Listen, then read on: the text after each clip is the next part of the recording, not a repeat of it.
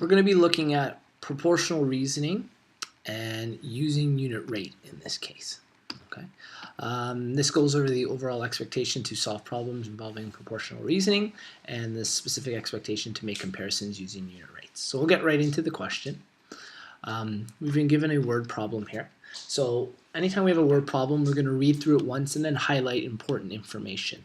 So at first we'll get an idea of what it's about, and then we'll highlight what is important to our mathematical reasoning. So it says the table below shows the cost of water for 3 different customers. They each pay the same cost per liter. Here's our table. Take it in, take a look at it. And then the main question is asking us, Gabriel pays $46 for water at the same rate. Determine the number of liters of water that he purchased. Okay, so let's reread this again and highlight what we think will be important for what we're solving. The table below shows the costs of water for 3 different customers. We can see that. We have 3 here. So we have 3 to use. They each pay the same cost per liter. Okay, so that gives us an idea. Per liter is a type of unit rate. And I guess we should also highlight, let's go right to the question also. Gabriel pays $46 for water at the same rate. So apparently Gabriel is paying the same rate that the other 3 customers did. And we need to determine the number of liters of water that he purchased. Okay, so how many liters of water does he purchase throughout this? So using unit rate, we have 2 different amounts here. We have amount in liters, and we have the amount in dollars here. So we can technically find 2 different types of units. We have to figure out which one will be helpful for what we're doing. So it says here they've done cost per liter. So maybe what we'll do is we'll find the different types of unit rates for the 2 different columns and see which one is relevant. So we can do cost per liter, or we could do liters per dollar. There's 2 different things here.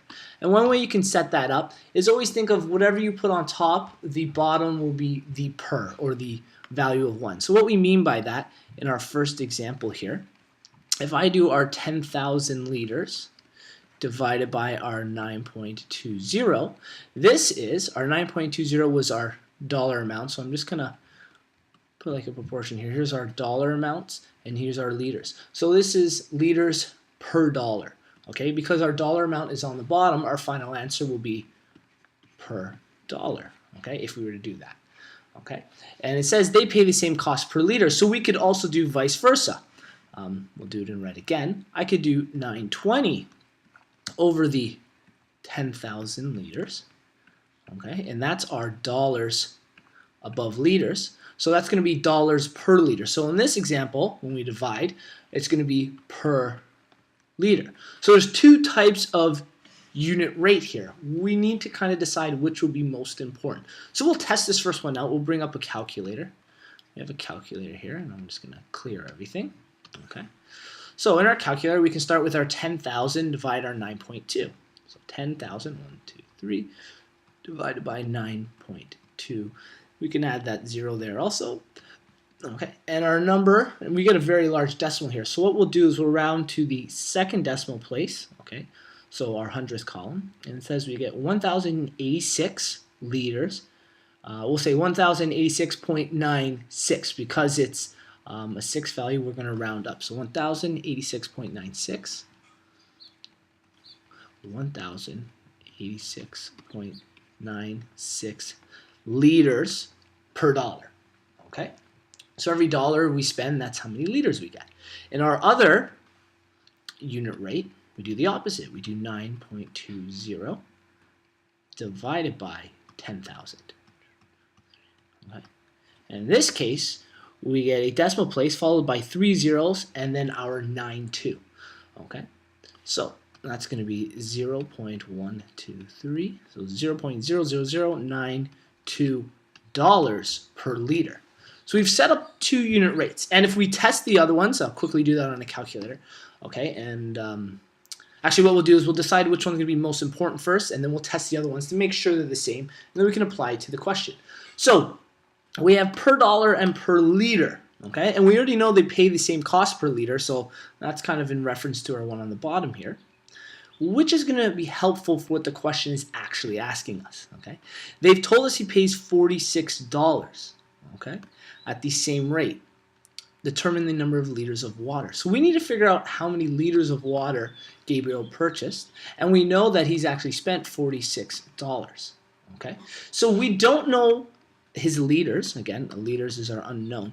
So our second unit rate here of our per liter, this one's not going to be very helpful because liters is what we don't know in this question. Okay, the very first one we did is per dollar. So because it's per dollar, in other words, for every $1 he spent, we know he spent a total of $46. So we need to do some operation that would take us from 1 to 46. So we're going to scroll down here and take this information. I'm going to rewrite it again down here. So I have 1,086.96 liters per dollar. Okay, we found that unit rate. We know it's per dollar, so again, remember that's per $1 he spent. Okay, and if we need to take this amount and figure out how many liters he purchased, okay, how many liters are purchased, we're going to use an operation. It's going to be an increasing operation. Okay, so right now it's $1, and we need to take it to the value of 46.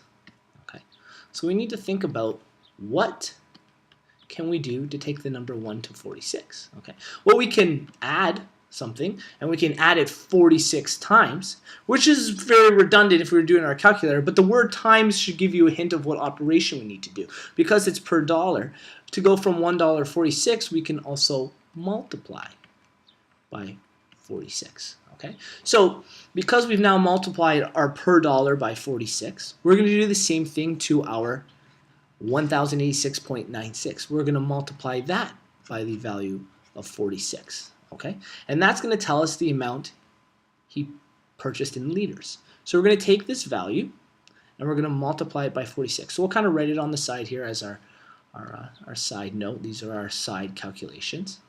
Do it in black. So we have 1,086.96 multiplied by 46, and that's going to give us our answer, and then we'll from there take it. So we'll put in our calculator, 1,086.96 times 46 gives us 50,000.16.